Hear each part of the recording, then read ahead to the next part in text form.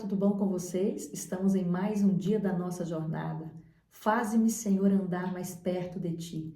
Hoje é o 7º e último dia dessa jornada e eu estou aqui para agradecer a Deus por ter me sustentado para estar aqui esses 7 dias com propósito e eu fui nutrida, tá? Eu fui fortalecida por Ele e também eu tenho certeza que você foi fortalecida e foi nutrida por Ele.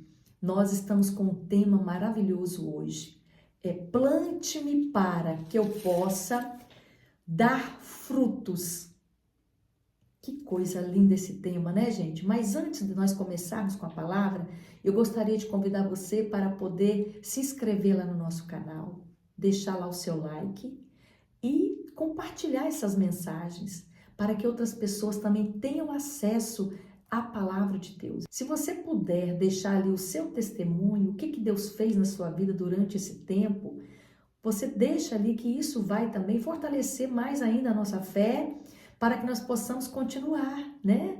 É isso que nos faz continuar, porque, gente, é desafiador, tá? É desafiador para mim poder estar aqui fazendo esse estudo aqui com vocês, que o Senhor possa trabalhar na nossa vida para que nós possamos continuar. Tem dia, gente, que dá aquela vontade de parar, mas aí eu começo a ouvir os testemunhos das pessoas que estão testemunhando e isso é muito gratificante, é o que nos faz continuar, tá? Então é necessário compartilhar, tá certo?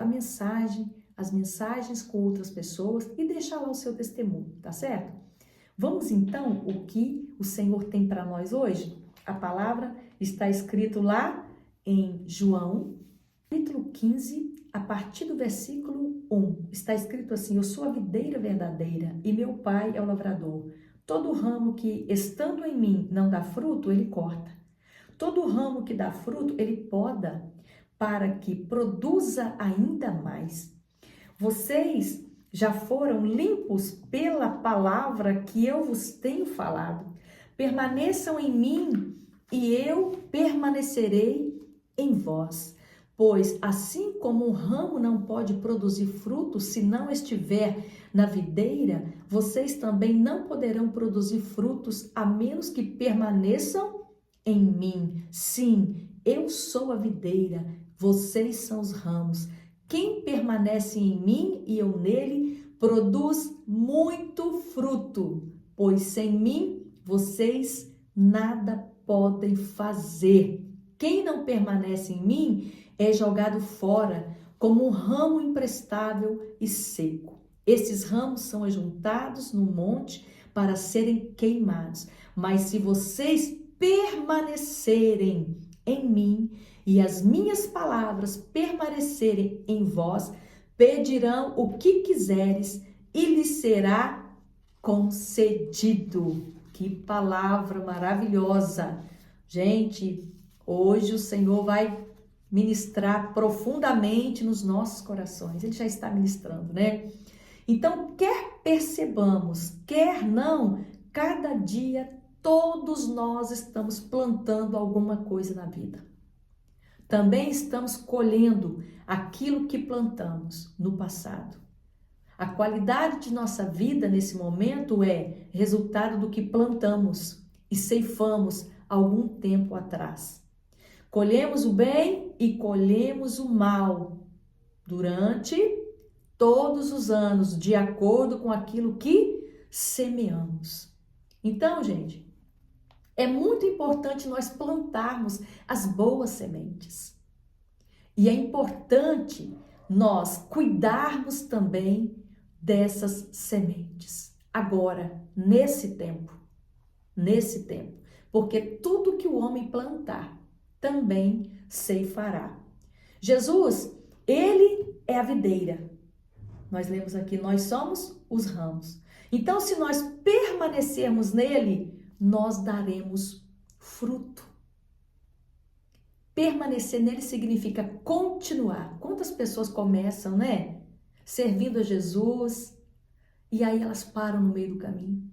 Mas a vitória aqui é para aquele que permanece. Então, permanecer significa continuar, significa ficar. significa habitar. Então, se nós habitamos com Ele e Ele conosco, nós daremos o fruto do seu Espírito, que está escrito lá em Gálatas, capítulo de número 5, versículo de número 22 e 23. O fruto do Espírito é amor, alegria, paz, paciência, amabilidade, bondade, fidelidade, mansidão e domínio próprio. Nós sabemos que o fruto é um só, tem 9 partes. Vamos dizer que é como uma laranja e ela tem esses 9 gomos. O fruto do Espírito é apenas um. E os gomos dessa laranja, que eu disse, são as partes do fruto. O fruto principal é o caráter.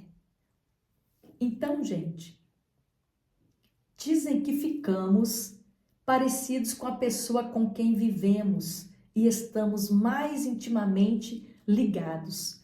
Quando compartilhamos nossa vida com Jesus, sua semelhança é estampada em nosso espírito e alma. Quando nos ligamos a Ele, o fruto de seu espírito manifesta em nós. Então, gente, nós precisamos então de plantar as boas sementes. A primeira semente é: plante sementes de amor. Peça a Deus que plante o amor dele em você de maneira tão profunda e poderosa que você possa experimentá-lo plenamente. Quando vocês obedecem a meus mandamentos e permanecem no meu amor, assim como eu obedeço aos mandamentos de meu Pai e permaneço no amor dele, está lá em João 15:10. Então peça a Deus que ajude a obedecer às leis para que nada impeça a plenitude do amor dele de florescer em você. Vamos então para a segunda semente. Plante sementes de alegria. A alegria não tem nada a ver com circunstâncias. Você pode ter alegria apesar de problemas difíceis e dolorosos, pois a alegria surge de um relacionamento profundo e íntimo com o Senhor. Se você estiver num relacionamento íntimo e profundo com o Senhor, você vai sentir a alegria dele, mesmo diante das dificuldades, mesmo diante dos dias difíceis e dolorosos. Jesus, ele disse: eu lhes disse estas coisas para que fiquem repletos da minha alegria. Sim, sua alegria transbordará. Então, a alegria do Senhor, ele vai transbordar na nossa vida, se nós colocarmos ele como prioridade. A alegria dele vai inundar a nossa vida. Peça ao Senhor que a alegria dele seja plantada dentro de você, para que você transborde de alegria para também com aqueles que estão à sua volta. Vamos então para a terceira semente. Plante semente de paz.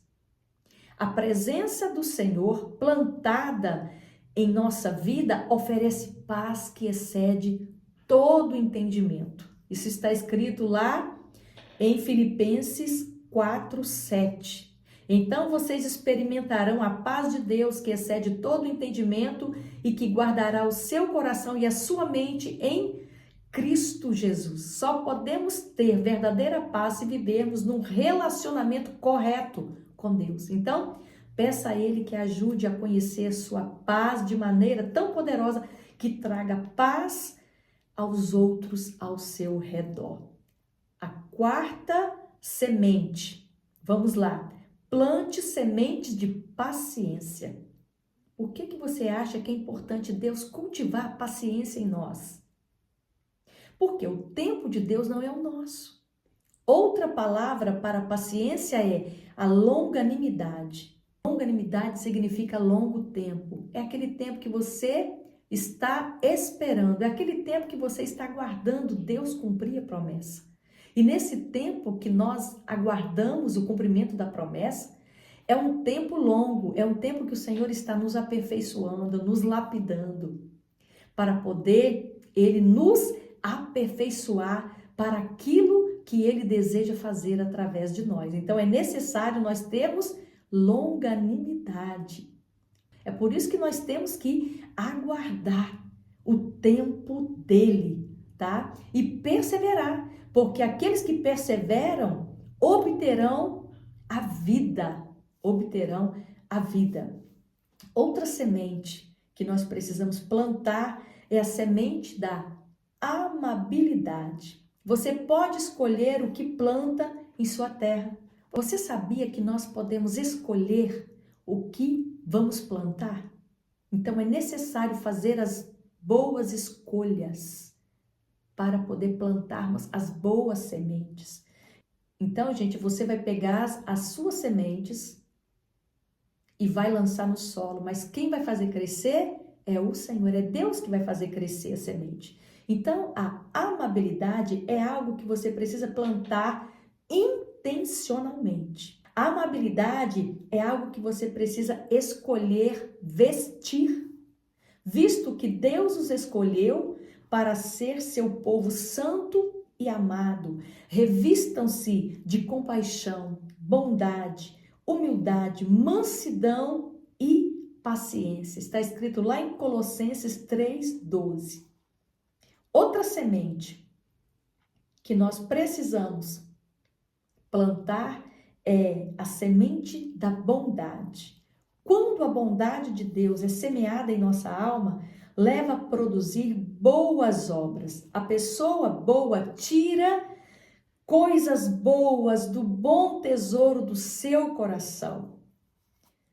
E a pessoa má tira coisas má do tesouro do seu coração mau. Está escrito lá em Mateus 12:35. Então, gente, a árvore boa produz frutos bons e a árvore má produz frutos ruins. A árvore boa não pode produzir frutos ruins e a árvore ruim não pode produzir frutos bons. Isso está lá em Mateus 7:17 e 18. Quando Jesus crescer em seu coração, coisas boas virão de sua vida. Então é necessário que ele cresça na nossa vida. Então, quando ele crescer no nosso coração, coisas boas virão da nossa vida. Outra semente que devemos plantar, a semente da fidelidade. Quando somos inabaláveis, constantes, seguros, confiáveis, leais, quando as pessoas podem contar conosco e fazemos o que é certo a qualquer preço, demonstramos fidelidade. Se forem fiéis nas pequenas coisas, também o serão nas grandes. Mas se forem desonestos nas pequenas coisas, também o serão nas maiores. Está escrito lá em Lucas 16:10. Então, ore a Deus, pedindo a Ele, para que Ele te ensine a ser fiel a Ele nas pequenas coisas. Peça ao Senhor a fidelidade dEle para a sua vida. A outra semente, precisamos plantar a semente da mansidão. Quando somos arrogantes, fazemos as pessoas sentirem mal conosco e com elas mesmas. A mansidão é uma brandura humilde que é calma, tranquilizadora, pacífica e agradável e de se ter por perto.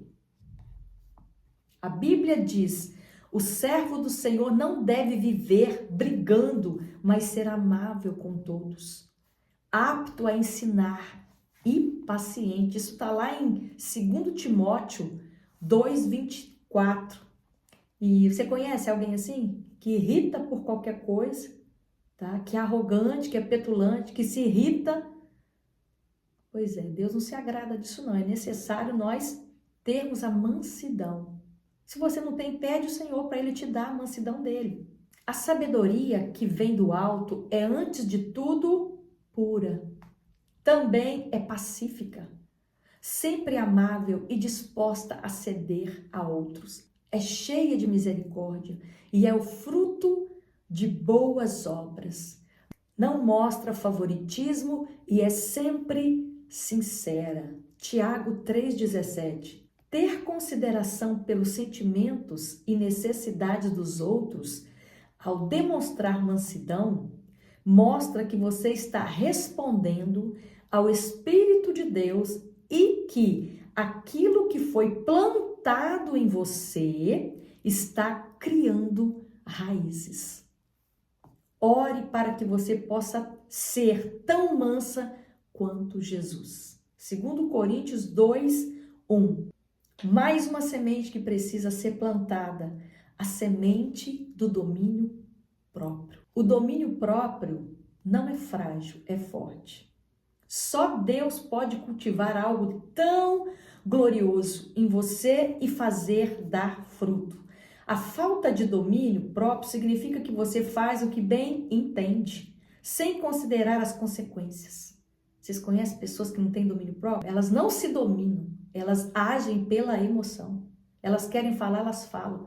E isso traz prejuízo, traz transtorno, traz tristeza, né? Machuca as pessoas. Então é necessário ter o domínio próprio, porque quando nós cultivamos o domínio próprio, tá? Nós não vamos machucar as pessoas que estão à nossa volta.